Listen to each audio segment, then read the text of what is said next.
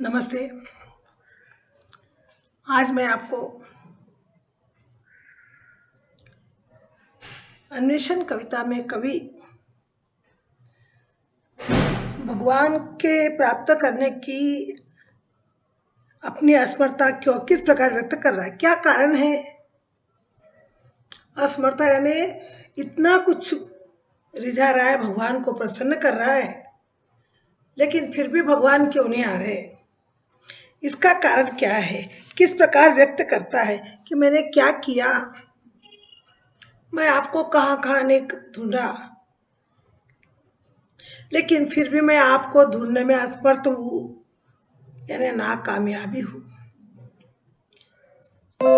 इसका कारण क्या है और कौन कौन सी बातों में उसमें असमर्थता व्यक्त किया, इसको देखिए। रामनेश त्रिपाठी जी की लिखी हुई कविता अन्वेषण। सबसे पहले अन्वेषण का अर्थ मैंने आपको बताया था। अगर यह क्वेश्चन आ जाए आपको, असमर्थता को किस प्रकार व्यक्त कर रहा है, यानी अपनी नाकामयाबी को किस प्रकार वो बता रहा है कि मैं क्या करूं, मैं आपको यहां देखता हूं, आप वहां रहते हो, तो क्यों मुझे आप नहीं मिल रहे हो। अन्वेषण का अर्थ पहले बताया था मैं आपको, तलाश, खोज, ढूंढना।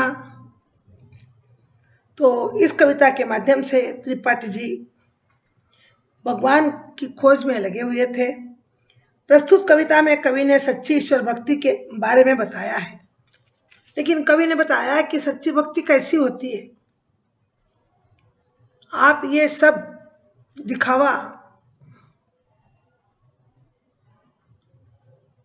किसी के समक्ष एक बात, पीछे एक बात, ये तुम्हारी सच्ची भक्ति नहीं होती है। कवि का कहना है कि ईश्वर की प्राप्ति लोगों की सेवा से ही हो सकती है, लेकिन सेवा करे तो ही मेवा मिलता है। बस एक ही बात है इसमें कि भगवान को प्राप्त करना हो तो किसी की तन से मन से सेवा करिए। लोग दिखाऊ काम करने से व्यक्ति को भगवान की प्राप्ति नहीं होती है। बहुत सारे ऐसे लोग होते हैं, सामने एक पीछे एक, दिखावेपन में बहुत आडंबर, सच्ची मन से कोई सता नहीं। तो भगवान क्या बता रहे थे इस कविता के माध्यम से कि तू मुझे कहाँ कहाँ ढूंढता है और मैं तुझे कहाँ रहता हूँ, तुझे पता नहीं। तो हमारी गलत तलाश से हमको प्रभु की भक्ति नहीं होती है। अर्थात हम लोग जो ईश्वर की भक्ति में सेवा से हो सकती है, वो सेवा में हम लोग सिर्फ दिखावा करते हैं। आपको मालूम है, छोटी सी घटना, एक मोची था चप्पल सीने वाला, उसके पास कोई दो चोर लोग कहीं चोरी करने गए। रात के अंधेरे में उनको कुछ नहीं दिखाई दिया, दो जूते पड़े थे, वो उठा के लाए। अब वो बोले अरे जूते का हम लोग क्या करेंगे। हालांकि वो जूते भी बहुत कीमती थे, पर उनको क्या मालूम, जैसे बंदर क्या जाने अदरक का स्वाद। उन्हें बोले ये हमारे किस काम का, आज हमने हमको अच्छी प्राप्ति नहीं हुई, अच्छा नहीं मिला, चलो इसको ही बेच देंगे। और चलते चलते मोची यानी चप्पल सीने वाला दिखाई दिया।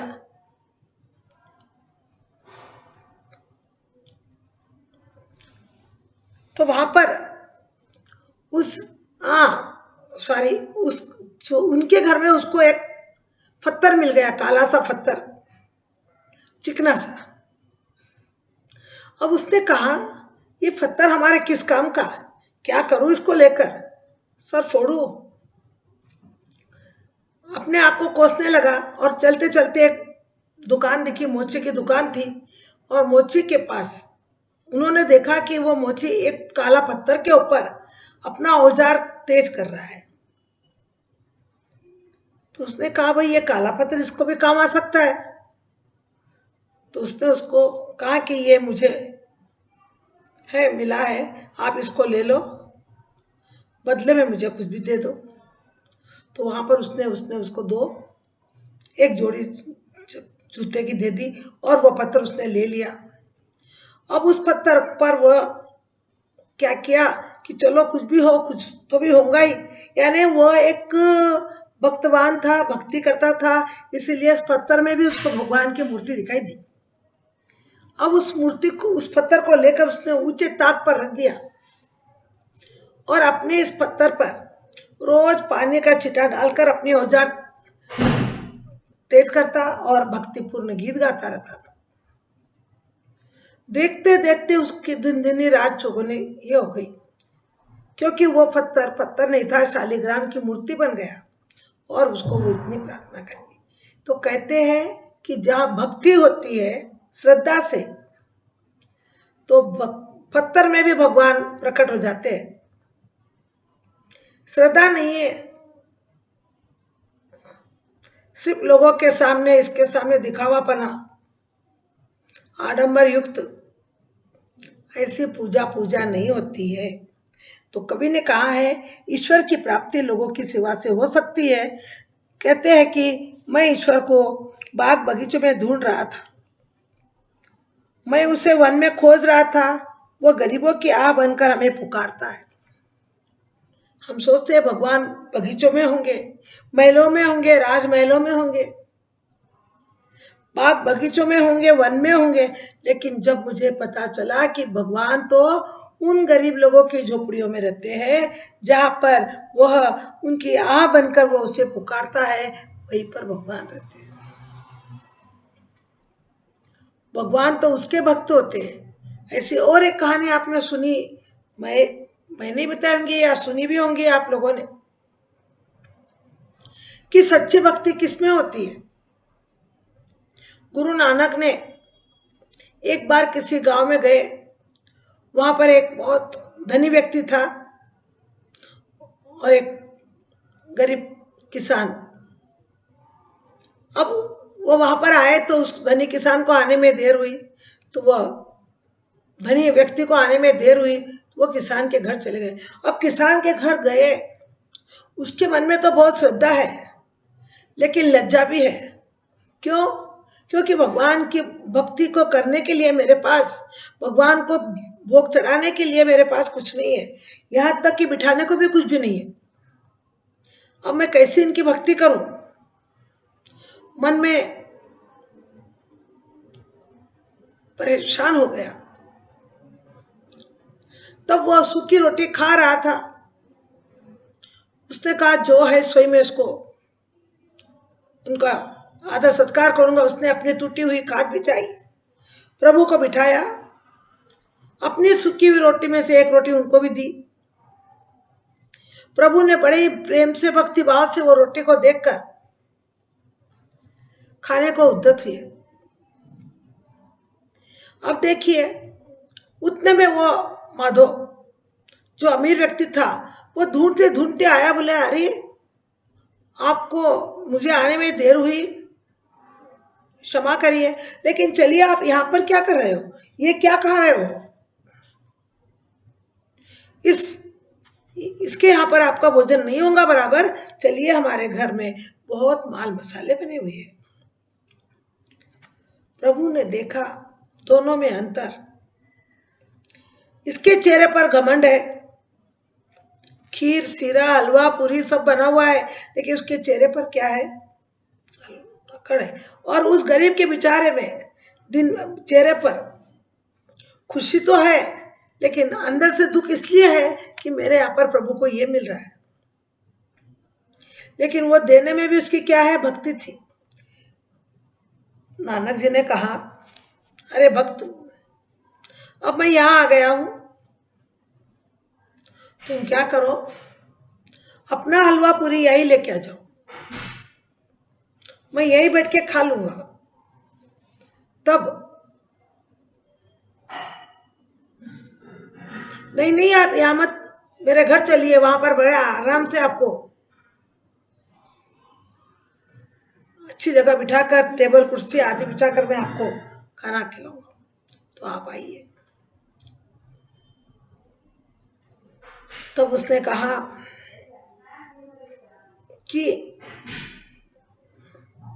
आप यहाँ लेके आ जाइए, आपके दोनों को भी मैं देखता हूँ, दोनों का आदर सत्कार मैं लेना चाहता हूँ। तो गया भाग्य घर में, हलवा और पूरी लेके आया, उठाकर घी से तरता हुआ, घी टपक रहा था अंदर से। अब उसने गुरु नानक को दिया। गुरु नानक के एक हाथ में सूखी रोटी ले ली, दूसरे हाथ में क्या ले लिया, हलवा और पूरी ले लिया। अब वो देख रहा है माधव, ये क्या कर रहे हैं आप? तो बोले रुको। अब उसने दोनों में मुट्ठी दबा दी, और मुट्ठी दबाने के बाद क्या देखता है और क्या दिखाता है कि जिस हाथ में हलवा पूरी था, उस हलवा पूरी से दबाने पर खून की बूंदें टपकने लगी, और जिसके हाथ में सूखी रोटी थी, जिसके अंदर कोई माल नहीं, कोई सब्जी नहीं, कुछ नहीं, ओनली सूखी रोटी थी, उस रोटी को दबाते ही उसमें से दूध की धारा निकली। गुरु नानक ने बता दिया, देख लिए, तुम कहते हो इसके गरीब के घर में आपको क्या मिलेगा, ये तुम्हारे हलवे पूरी में। तो भगवान किसके भक्त होते हैं? जो सच्चाई से काम करता है। तुम्हारी हलवा पूरी किसी का खून चूस के बनाया हुआ है, तुम्हारी अपनी कमाई नहीं है, और इसकी ये रोटी इसकी अपनी मेहनत की कमाई है, इसीलिए इसमें से खून दूध टपक रहा है, सूखा होने पर भी दूध टपक रहा है, और तुम्हारे हलवा पूरी में घी टपकने की जगह पर क्या टपक रहा है, देखिए उसमें आपको खून टपक रहा है। ये भेद बता दिया। अर्थात कहने का तात्पर्य यह है कि ईश्वर का स्थान दिन दुखियों के स्थान पर ही होता है, वो वहीं पर आराम महसूस करता है। इसलिए ईश्वर मिलने के लिए तो हमें दिन दुखी और गरीबों के द्वार तक जाना होगा, इनकी सेवा करनी होगी। अगर आपको भगवान से न जाने की श्रेष्ठ में नारायण मिल जाए, कबीरदास जी का एक दोहा था कि हमारे दरवाजे पर जो भी कोई आता है, गरीब से गरीब भी, तो उसका आदर करो, सत्कार करो। न मालूम उस गरीबी की अवस्था में कौन है, वो प्रभु भगवान है या क्या है। इसलिए घर में आए हुए लोगों को कभी भी भूखा मत छोड़ो, उसकी सेवा करनी होगी। कभी संगीत और भजन द्वारा ईश्वर को रिझा रहा है, कभी क्या कर रहा है, संगीत जोर जोर से गा रहा है। आप और हम जानते हैं मंदिरों में जो भजन होता है वो हमारे एक मनोरंजन का कार्य है। प्रभु को आप अगर हृदय से शांत से अतर्ण उसको याद करो, वो आपके लिए तैयार होगा। उनको डबला डबली बजाना, बाजे, नाचना कूदना, ये कुछ नहीं महत्व रहता है। तो संगीत और भजन में लेखक क्या कर रहा था, उसको कवि क्या कर रहा था, उनको बुला रहा था। लेकिन ईश्वर तो दुखियों के द्वार पर मेरी प्रतीक्षा खड़ा था। ईश्वर कहाँ खड़ा था? दुखियों के दरवाजे पर। कवि उद्यान में ईश्वर की राह देख रहा था। उद्यान यानी पर्यायवाची शब्द बगीचा, चमन, उपवन आदि। राह देख रहा था। वो दुखियों का आंसू बनकर कवि के लिए बहता रहा ताकि वह जाग सके। वह दुखियों का आंसू बनकर कवि के लिए बहता रहा ताकि वह मेरे आंसू, उन दुखियों के आंसू देखकर वो सामने वाला जाग जाए, तो वही मेरा भक्त। जो दुखियों के आंसू को, दूसरों का आंसू को नहीं देखता है, वह भगवान का भक्त बन नहीं सकता। लेकिन कवि मान और धन एकत्र करने में लगा था। बस कवि को तो एक ही था, मान, मुझे सम्मान मिले, मुझे आदर मिले, मेरा नाम होवे, और धन को मैं जमा करूं, इसमें लगा हुआ था। इसीलिए उसको प्रभु के दर्शन नहीं हो रहे थे। कवि कहता है कि ईश्वर लाचार और गरीब लोगों के बीच में ठहरे थे और मैं उसे स्वर्ग में ढूंढ रहा था।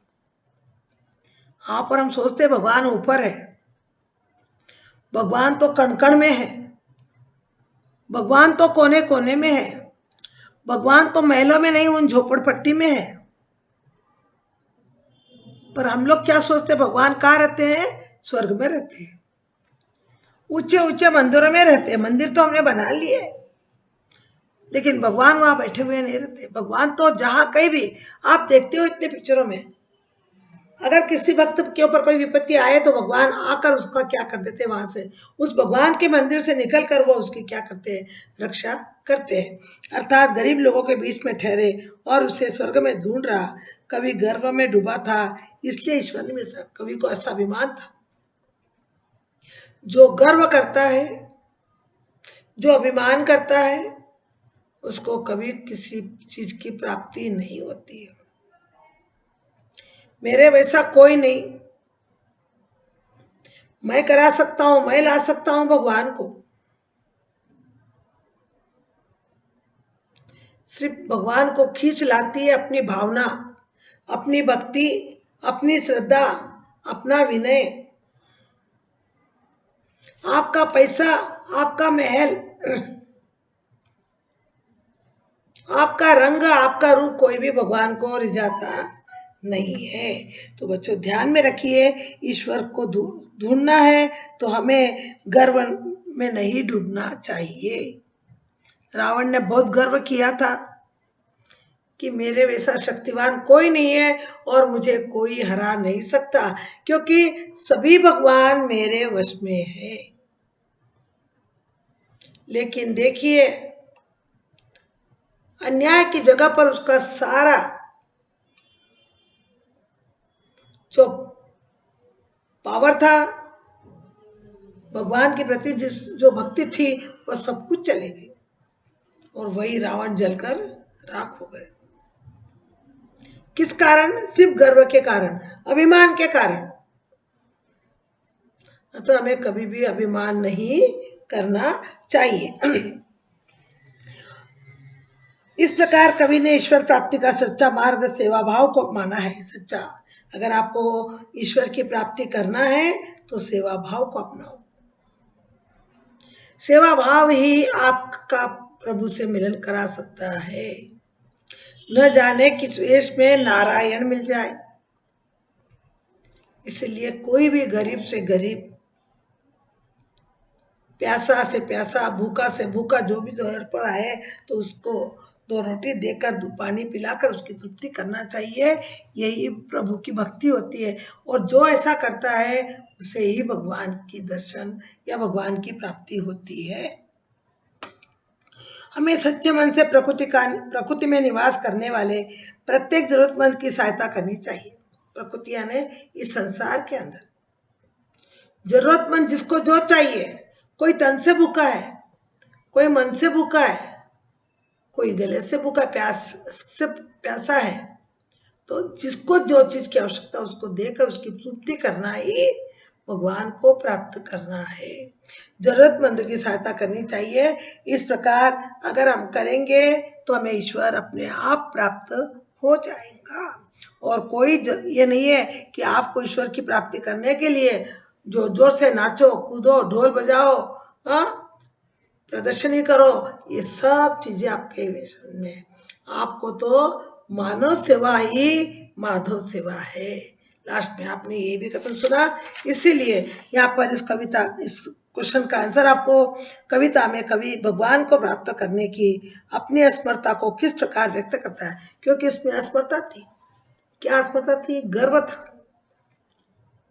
वो अन्य जगह में ढूंढ रहा था। वो कभी विश्वास भी नहीं करता कि झोपड़पट्टी में भगवान रहेंगे। वो तो सोचता था कि बाग बगीचों में घूम रहे होंगे, लेकिन उसकी जो भावना थी गलत, और उसको इतना गर्व था, अभिमान था कि मैं भगवान को ढूंढ के रहूंगा। और उसके सामने भगवान गरीब का वेश बनाकर भी उसके सामने आए तो हमने उसको क्या कर दिया? दुष्कार दिया। तो वही हमारी दुर्भाग्य है कि हम अपने प्रभु को सामने देखकर भी प्राप्त नहीं कर सके। अगर भगवान को प्राप्त करना है, भगवान के सच्चे दर्शन करना है, तो आप जरूरतमंदों की सहायता करिए, वो भी मन से, तन से। धन नहीं है, कोई परवाह नहीं है, और आपकी बातों से, आपके मीठे वचन से आप उनको उद्धत करिए। भगवान सदा आपके साथ रहेगा। इस प्रकार हम लोग अपने असमर्थता क्यों प्रकट की कि हमारे अंदर उनको प्राप्त करने की शक्ति नहीं है, हम लोग दिखावे में चले जाते हैं। इस तरह से इस प्रश्न का उत्तर हुआ।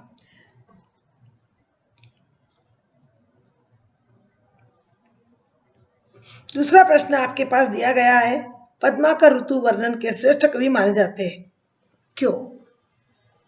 इस पाठ के आधार पर बोलिए।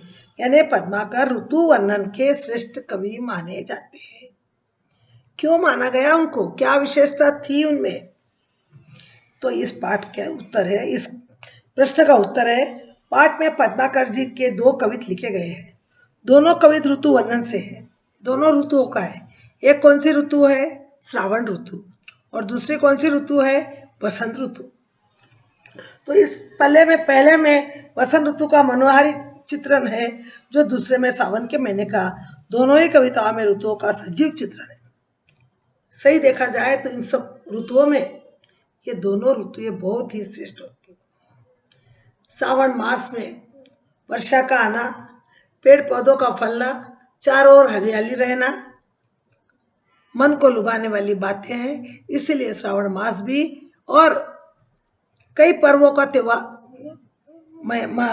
मास है ये, इसीलिए ये त्योहार, ये श्रावण मास बहुत अच्छा लगता है। दूसरा वसंत ऋतु, जिसमें हमारे महीने का आखिरी, साल का आखिरी साल होता है ये। इसके बाद हमारा साल बदल जाता है, चैत्र मास आता है, ये फाल्गुन मास में ये वसंत ऋतु शुरू हो जाती है, फाल्गुन चैत्र में से रहती है। तो दोनों में बहुत ही मनोहारी एक शब्द है, इसको एक वाक्य में बताइए। मन को हरण करने वाला, माने मन को लुभाने वाला, आकर्षित करने वाला। मनोहारी शब्द अगर दिए आपको और एक वाक्य में लिखो बोले, तो आपको लिखना है मन को हरण करने वाला। और मनोहारी शब्द दिए, मन को हरण करने वाला शब्द दिए, एक शब्द में उत्तर देना है, तो आपको लिखना है मनोहारी। मन को भाने वाला, मन भावन। मन को मोहने वाला, मनमोहक। ऐसे शब्द आपको, शब्द समूह में आपको क्वेश्चन पूछते हैं, या तो आपको सेंटेंस देंगे, उसका एक वर्ड में आपको उत्तर देना है, या एक वर्ड देकर इसको आपको एक वाक्य में उत्तर लिखना है, तो आप इसको ऐसा लिख सकते हो। समझ में आया? तो दोनों के संबंधित दोनों भी ऋतुओं से वर्णन है, और पहले में ऋतु वसंत का और दूसरे में सावन के महीने का। दोनों कविताओं में ऋतुओं का सजीव चित्रण। सजीव यानी ऐसा लगता है कि रियल में प्रकृति ने इन दोनों चीजों में जान भर दी है, उसे देखकर। भाषा एवं भाव की दृष्टि से इनमें नयापन विद्यमान है। भाषा और भाव की दृष्टि से इसमें नयापन है। पद्माकर जी वसंत का वर्णन करते हुए कहते हैं कि इस ऋतु की बात ही निराली है, सुंदरता अनुभूत है। क्योंकि वसंत ऋतु में सबसे पहली बात तो आपने सुना होगा कि वसंत ऋतु में मधुर गायन गाने वाली होती है कोकिला, कोयल, जो मधुर गीत गाकर सबका मन लुभाती है। वसंत ऋतु में ही और क्या क्या चीजें होती है इसमें आएंगा, उसके बाद में मैं आपको और बताऊंगी। पद्माकर जी वसंत का वर्णन करते हुए कहते हैं कि इस ऋतु की बात ही निराली है और सुंदरता अद्भुत है। वसंत में बाग बगीचों में भौरे के दल गुंजार करते हैं, डालों पर झूले पड़ जाते हैं। देखिए भौरे, क्योंकि फूल खिलते हैं और फूलों का रस पीने के लिए भौरे उस फूलों पर मंडराते रहते हैं, उनका एक प्रकार का गुंजन। और दूसरी बात, वसंत ऋतु में पर डालों पर झूले भी पड़ जाते हैं, लोग बगीचे में झूला डालकर झूलते हैं। तीसरा, आमों की डाली पर झूलों पर बोर का छा जाता है। आम की डाली पर भी, अभी आम नहीं आए लेकिन वो सफेद सफेद बोर इतने सुंदर, इतने सुगंधित अच्छे लगते हैं कि उसको देखकर भी हमको बहुत खुशी होती है। उनका कहना है कि इन दिनों गली गली में बाहर छा जाती है। वसंत ऋतु के आने पर एक त्योहार आता है रंग बिरंगा, इसी में वो है फाल्गुन मास का होली त्योहार। इसी ऋतु में आता है, वसंत ऋतु में लोग रंगों से होली खेलते हैं। आजकल तो हमारे पास होली खेलने की प्रथा ही बिगड़ चुकी है। बेहूदी हरकतें से हम लोग होली खेलते हैं। होली रंग रंगीला त्योहार है। वृंदावन में कृष्ण और राधा ने यह त्योहार को खेला था, और वो भी किसके साथ, किसके द्वारा? गुलाल, लाल पीला नीला हरा। और आज हम लोग कैसे खेलते हैं, इससे हमारी त्योहार की जो विशेषता थी वो खत्म हो गई। पहले एक त्योहार के नाम पर, शकुन के नाम पर हर एक को वह तिलक लगाया जाता था रंग का, गुलाल का, और प्यार से उसको मलते, मुंह पर लगाते थे। आजकल तो कैसी कैसी हरकतें होती है, इसलिए ये त्योहार आज खेलने में सभी लोग कतराते हैं। लेकिन उस जमाने का जो त्योहार था, जो वृंदावन में खेला, राधा और कृष्ण जी ने खेली थी, और भी लोगों ने खेला था, लेकिन कहीं पर भी कोई अभद्रता नहीं थी। तो यहाँ पर ये गलियों में, उनका कहना है कि गली गली में बाढ़ छा जाती है, लोग बन ठन कर गलियों में निकल पड़ते हैं, सज सवर कर, बन ठन कर यानी सज सवर कर निकलते हैं। चारों ओर सुंदरता है, पक्षी गीत गाते हैं। ऐसे ऋतुराज के दिनों में वर्णन शब्दों द्वारा संभव नहीं। इस ऋतु का आनंद तो रीति राग रंग सब कुछ निराला है। ऐसे कोई शब्द नहीं है कवि बता रहे कि मैं इसका कोई वर्णन कर सकूं। इस ऋतु का आनंद रीति राग रंग सब कुछ निराला है। इस तरह से कवि ने इस ऋतु वर्णन के श्रेष्ठ कवि में इन्होंने वसंत ऋतु का वर्णन बताया। अब इसी के आगे आपको पद्माकर जी ने कविता छंद के सुविख्यात कवि कहते हैं सावन के महीने में, सावन का ये हमारा बताया है, पहला है वसंत ऋतु का, और दूसरा सावन ऋतु के महीने में बाग बगीचों में भौरे गुंजार करते, भ्रमण करते। भौरे यानी क्यों? क्योंकि फूल खिलते हैं और फूलों का रस पीने के लिए भ्रमर, भौरे जिसको आप इंग्लिश में हनी भी कहते हो, वह गुंज एक प्रकार की एक गुंजन करते हुए पूरे बाग बगीचों में घूमते हैं। और लोग मल्लार गाते हैं। मल्लार एक प्रकार की एक गीत का राग है जिसको मल्लार राग कहते हैं, वो गाते हैं सावन। यानी इसमें ये कोई पिक्चरों के गाने नहीं होते हैं, इसमें ग्रुप वाइज गांव के लोग मिलकर ये कवि बनाते हैं गीत, और ये लोग ही गाते हैं। सावन के महीने की सुंदरता पर तो अभिमान तथा प्राण से प्यारा लगता है, बहुत सुंदर लगता है। हमको अभिमान आता है कि सावन महीना सब महीनों से, इन सब ऋतुओं से सावन ऋतु सबसे अच्छी मनभावक होती है, क्योंकि चारों ओर हरा भरा दृश्य देखने को मिलता है। न अधिक गर्मी होती है, न अधिक सर्दी होती है, और उस हरे भरे दृश्य को देखकर ही हमारा मन प्रफुल्लित होता है। और ये महीना एक धार्मिक त्योहार भी है। कई लोग इस श्रावण मास में कई उपवास भी करते हैं, विशेष करके, ऐसे तो उपवास करते ही है, लेकिन श्रावण मास में उनका एक विशेष ही सा पर्व होता है। सावन के महीने की सुंदरता पर तो अभिमान मान तथा प्राण से प्यारा लगता है। चारों ओर घनघोर मेघों को देखकर मोर नाच रहे होते हैं। जहाँ वहाँ देखो बादल आते हैं तो बादलों को देखकर मोर खुश होता है और नाचता है। और एक पक्षी है चातक पक्षी, कहते हैं कि वह चातक पक्षी का एक नियम है कि वह कभी भी वर्षा के पानी को ही पीता है, वो भी नीचे गिरा हुआ नहीं। जैसे बादल आते हैं तो खुश होकर वो क्यों खुश होता है? मोर क्यों खुश होते हैं? क्योंकि मोर को खुशी होती है बादलों को देखकर, वो खुश होकर क्या करते हैं? नाचते हैं। और चातक पक्षी क्या करता है? बादलों को देखकर अपना मुंह खोल करके ऊपर की ओर रखता है, क्योंकि डायरेक्ट उसका मुंह में पानी पड़े वो नीचे जमीन पर स्वाति नक्षत्र का पानी पीता है और नीचे जमीन पर गिरा हुआ पानी वो कभी पीता नहीं।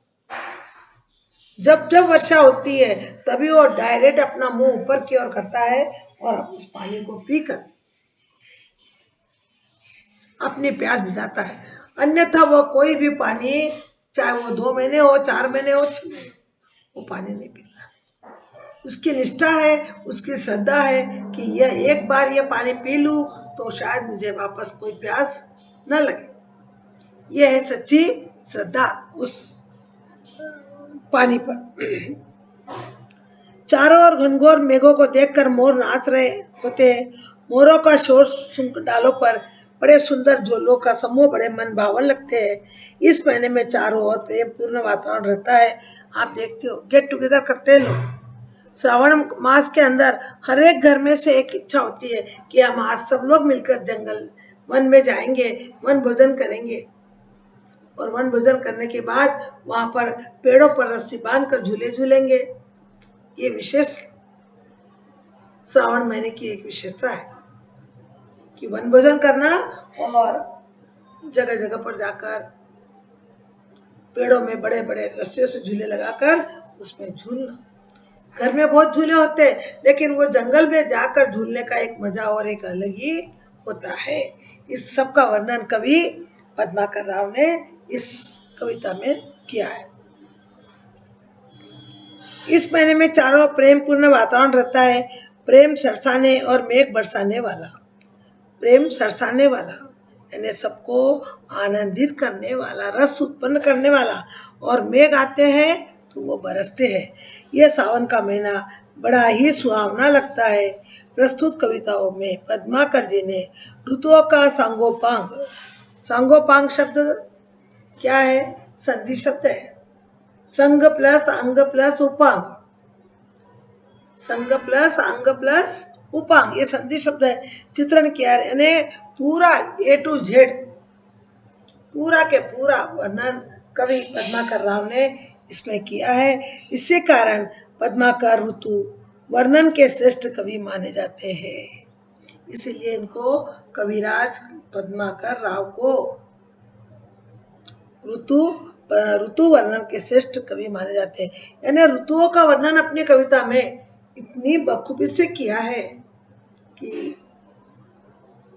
सुनने वाले भी आनंदित होते हैं और सही तरह से जो है वही उसी का वर्णन उन्होंने इस कविता में किया है। तो देखिए इस प्रकार से हम इन 2 प्रश्नों के कविता के माध्यम से हमने एक तो वर्षा वर्णन पद्माकर की लिखी हुई और दूसरा हमारे त्रिपाठी राम नरेश त्रिपाठी की लिखी हुई कविता में कवि का उद्देश्य, उन्होंने क्यों इसको ही चुना है, क्या विशेषता है इसकी, इसके बारे में बताया और बताने के बाद आपको ये समक्ष रखा है। तो देखिए आपको इसके बारे में मेरे ख्याल से अब अच्छी तरह समझ में आया होगा। आज फिर मैं आप लोगों से एक बार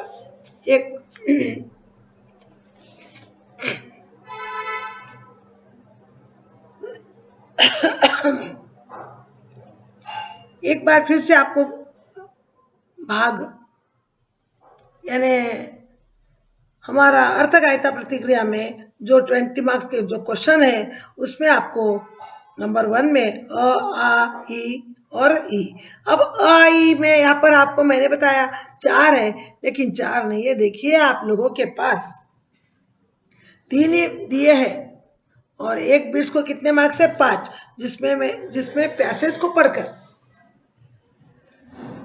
आप डरिए मत, पूरा पूरा उत्तर बराबर लिखेंगे तो आपको फुल मार्क्स मिलेगा। वो आपका अनमोल पैसेज होगा, जैसे आपके पाठ किताब से नहीं होगा। इसके लिए आपको ध्यान में रखना है कि एक जो होता है जो अनमोल होता है, एक जो होता है आपके उपवाचक में से रहेगा और तीसरा एक जो होता है आपके पद्य भाग में से 3 कविताओं में से 3 अनुच्छेद दिए जाएंगे, उसमें से कोई एक आपको करना है। तो बहुत ही ध्यान से समझकर इन प्रश्नों के उत्तर को लिखने का आप प्रयत्न करेंगे तो आपको इस फर्स्ट बिट के 20 मार्क्स आपके कहीं नहीं जाएंगे। लेकिन शर्त यह है कि आपके आंसर सारपूर्ण होना, सुंदर होना, सही होना। अगर आपने वहां पर भी भाषा का प्रयोग बराबर नहीं किया, मात्राओं का ध्यान नहीं किया, तो आपके मार्क्स कट भी सकते हैं। ये आपकी अपनी गलती है। सामने आंसर है, लेकिन लिखने का हमारी लापरवाही, या क्या कहूं, मुझे तो बहुत आता है। ये घमंड व्यक्ति को क्या करता है, नीचे पटक देता है। बहुत आता है, तो मैं क्यों नहीं सोचती हूँ, क्यों नहीं आते हमारे स्कूल में भी। मैं भी तो अभी तक F1 और F1 और F2 के मैंने भी प्रश्न आपकी परीक्षा ली थी, पर उसमें भी आप नहीं कर सके, क्योंकि आपको बस आपका एक ही अहम, कहते हैं, एक कहावत है मराठी में, वो गर्वाचा घर खालीच असतो। यानी घमंड कभी भी व्यक्ति को, अकड़ कभी भी व्यक्ति को नीचे ही गिराता है। मैं हूं, मेरे वैसा कोई नहीं, ये बात को ध्यान में रखकर अगर आप प्रश्न पत्र को लिखने बैठोगे तो आप कुछ नहीं आएगा। आपको नम्रता लानी चाहिए। जहां नम्रता है वही क्रम है। तो इसीलिए मैं बार बार आपसे, इस बार आप याद रखना कि इस बार आपका परीक्षा पत्र कोई ऐसा नहीं रहेगा कि जिसमें आपको चॉइस खूब रहेंगे, लेकिन आपका करेक्शन बहुत ही स्ट्रिक्ट रहेगा। और हर समय 2 साल से आप जिस कोरोना के चक्कर में बैठे थे कि लिखो, पढ़ो या मत पढ़ो, पास तो हो ही जाएंगे, इस घमंड का नशा उतार दो। आपको पढ़ना है और अच्छे पढ़ने पर ही आपको अंक दिए जाएंगे। इस बात का भी ध्यान रखना, और आपको पास किया जाएगा, नहीं तो आपको फेल कर दिया। इस बात को पूरी तरह से ध्यान में रखते हुए क्वेश्चन को बराबर पढ़िए। पेपर हाथ में आ गया, टीचर बहुत इजी है, टीचर बहुत इजी है। अरे इजी कब होगा, जब आप लिखोगे तब, खाली बोलने से नहीं होगा। पहले आप प्रश्न पत्र को समझो।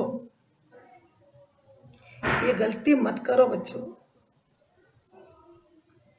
आपके हाथ में है, आपके अच्छे 90% मार्क्स लाने का आपके हाथ में है, 95 90 मार्क्स लाने का, एक ग्रेड आना आपको आपके हाथ में है। लेकिन थोड़ा नशे की घमंड के इससे नीचे उतरो, किसी को कुछ समझो, अपने आप को ही बस। जो ऐसा समझेगा वो न कुछ अंक प्राप्त कर सकेगा, न वो सफलता की वजह होगा। तो आपको ये बार बार ये शब्द मुझे बोलना, इसमें आपकी अच्छाई है। हमें तो क्या, हम तो पढ़ा देंगे, 45 मिनट्स चलते रहेंगे। थोड़ी बात हम सुन लेंगे, आपके अच्छे मार्क्स नहीं आए तो हमको भी बोलने वाले हैं। हमको भी हमारे भी कोई बड़े हैं, वो भी बोलेंगे आपने क्या किया, आपका रिजल्ट ऐसा है। लेकिन हम तो थोड़ी देर के लिए सुन लेंगे, बैठ जाएंगे। लेकिन आप आपका भविष्य देख लीजिए क्या होगा।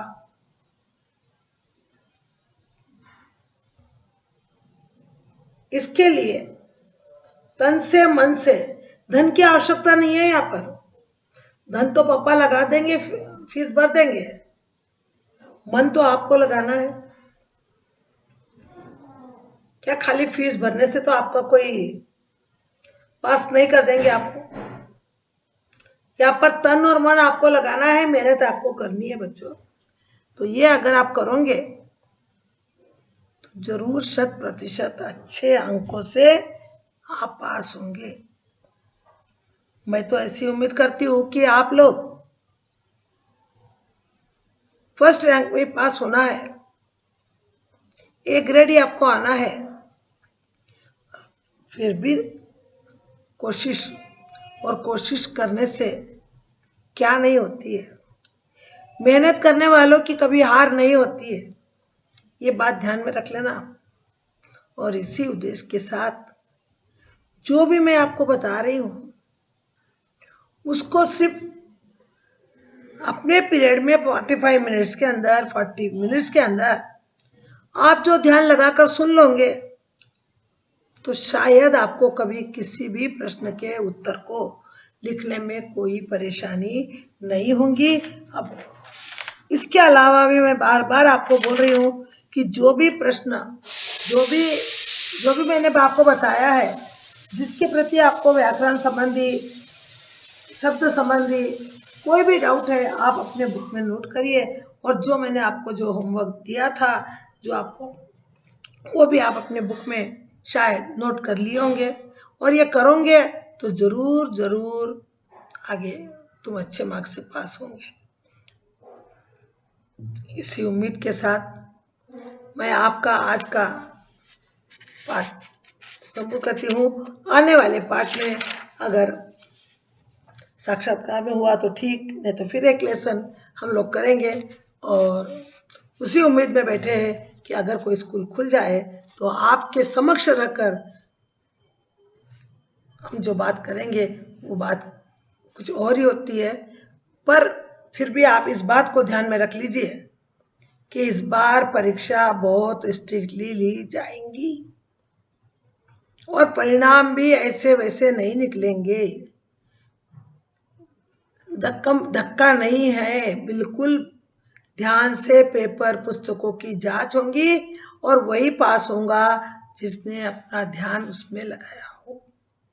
अबड़म खबड़म लिखने वालों को कोई पास होने की ये नहीं है। इसका बात पूरा आप ध्यान रखिए। ओके, चले, धन्यवाद।